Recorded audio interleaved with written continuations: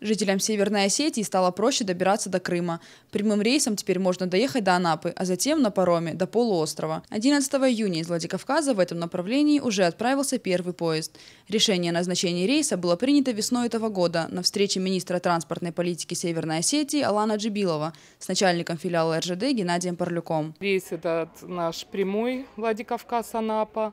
И до этого люди мучились, ездили там перекладными поездами. И я надеюсь, что с удовольствием будут на нашем поезде ездить. Многие сейчас будут пользоваться и ехать в Крым нашим поездом. В связи с возросшим интересом к новому российскому региону рейс планируют сделать круглогодичным. До запуска поезда добраться до Анапы напрямую было невозможно. Для пассажиров, которые добираются до Крыма, очень удобно будет ехать через Анапу, так как уже берут у нас в кассах прямой билет, железнодорожный билет до Анапы станции. Там их встречает уже автобус, им дают талон на автобус, это все оформляется у нас в кассе.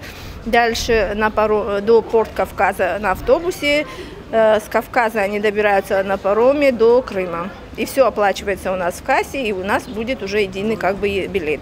В этом году был организован маршрут Кисловодск-Симферополь. В будущем не исключена возможность присоединения к нему прицепной группы из Владикавказа. Это позволит добираться до Крыма без пересадок. Сабина Лаборова, Евгений Маркин, Осетия ТВ.